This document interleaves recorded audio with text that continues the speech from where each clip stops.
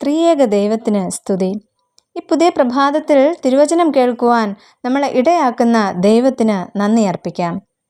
ഇന്നത്തെ നമ്മുടെ വായന ഭാഗം രാജാക്കന്മാരുടെ 2-ാം പുസ്തകം 23 മുതൽ 25 വരെയുള്ള അധ്യായങ്ങളാകുന്നു. ഇന്നത്തെ ചിന്തയ്ക്കായി 1 ശമൂവേൽ 16-ാം അധ്യായം 1-ാം വാക്യം. ഞാൻ നിന്നെ ബെത്ലഹേമ്യനായ ഇശായിയുടെ അടുക്കൽ അയക്കും. രൂത്തിൻ്റെയും ബോവസിൻ്റെയും കൊച്ചുമകനും ദാവീദ് രാജാവിൻ്റെ പിതാവുമാണ് ഇശായി. ഇശായിയുടെ പിതാവിൻ്റെ പേര് ബോവസ് എന്നാണ്. ഇവർ യഹൂദ വംശജരും ആയിരുന്നു. ബെത്ലഹേമിലെ ഒരു സാധാരണ ഭൂ ഉടമയായിരുന്നു ഇശായി. ബെത്ലഹേമിലെ കുടുംബ തലവന്മാരിൽ ഒരാളുമായിരുന്നു ഇശായി എന്ന് കാണുവാൻ കഴിയും. ഇശായിക്ക് 8 ആൺമക്കളും 2 പെൺമക്കളും ഉണ്ടായിരുന്നു. പെൺമക്കൾ സെരൂയ, അബീഗയിൽ എന്നിവർ ആയിരുന്നു. 1 ശമൂവേൽ 16-ാം അധ്യായം 1 മുതൽ 13 വരെയും 1 ദിനവൃത്താന്തം 2-ാം അധ്യായം 13 മുതൽ 16 വരെയും ഇശായിയുടെ മക്കളെക്കുറിച്ച് പറഞ്ഞിരിക്കുന്നു. ഇന്ന് അല്പമായി ഇശായിയെക്കുറിച്ച് നമുക്ക് ചിന്തിക്കാം. ഒന്നാമതായിട്ട് രാജ്യ സ്നേഹിയായിരുന്ന ഇശായി. ഫെലിസ്ത്യരോടുള്ള യുദ്ധത്തിൽ ശൗൽ രാജാവിനെ സഹായിക്കുവാനായി വൃദ്ധനായ ഇശായി തൻ്റെ മൂത്ത 3 ആൺമക്കളെയും അയക്കുന്നു.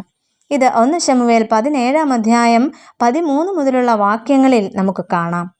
തൻ്റെ രാജ്യത്തെ അഥവാ താൻ അധിവസിക്കുന്ന ഇടം ശത്രുക്കളിൽ നിന്നും മോചനം നേടണമെന്ന് അതിയായി ആഗ്രഹിക്കുന്ന ഒരു വൃദ്ധനായ പിതാവ്.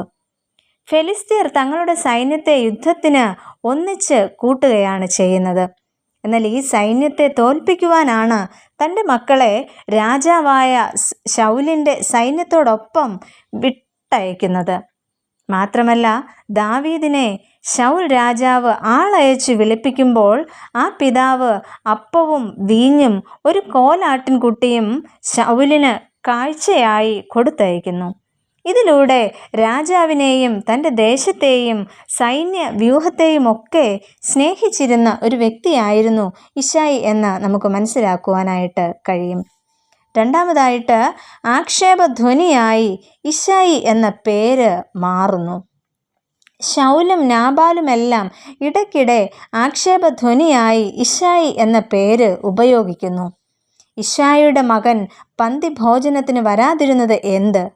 ഇശായിയുടെ മകൻ ജീവിച്ചിരിക്കുന്ന കാലത്തൊരിക്കലും, ഇശായിയുടെ മകൻ നിങ്ങൾക്കൊക്കെയും, ഇശായിയുടെ മകൻ എനിക്കായി പതിയിരിക്കുന്നു, ദാവീദ് ആർ, ഇശായിയുടെ മകൻ ആർ തുടങ്ങിയ ആക്ഷേപധ്വനികൾ നമുക്ക് തിരുവചനത്തിൽ കാണുവാനായിട്ട് സാധിക്കുന്നു. ഒരുപക്ഷെ ബെത്ലഹേമിന് വെളിയിൽ ഇശായി അറിയപ്പെട്ടിരുന്ന ഒരു വ്യക്തി അല്ലാതിരുന്നിരിക്കാം. എന്നാൽ ഈ പേരിനെ ജീവനുള്ള ദൈവം അനുഗ്രഹിച്ചു. അങ്ങനെ ഇശായിയുടെ കുറ്റിയിൽ നിന്ന് ഒരു മുള പൊട്ടിപ്പുറപ്പെടും എന്ന പ്രവചനം മശിഹായുടെ പ്രത്യാശയുടെ വർണ്ണനയായി മാറുന്നു. ഒരിക്കൽ ഈ പേര് മറ്റുള്ളവർ ആക്ഷേപമാക്കിയെങ്കിൽ ഇന്ന് പ്രത്യാശയാക്കി ജീവനുള്ള ദൈവം അത് മാറ്റിയിരിക്കുന്നു. അങ്ങനെയെങ്കിൽ നാളെ നമുക്കും ഒരു ഉയർച്ച സാധ്യമാണ്. അതിന് ദൈവം നമ്മെ ഏവരെയും ശക്തീകരിക്കട്ടെ. നമുക്ക് പ്രാർത്ഥിക്കാം. പ്രിയ കർത്താവേ, തിരുനാമ മഹത്വത്തിനായി ജീവിക്കുവാൻ ഞങ്ങളെ ഏവരെയും എപ്പോഴും സഹായിക്കണമേ. ആമേൻ.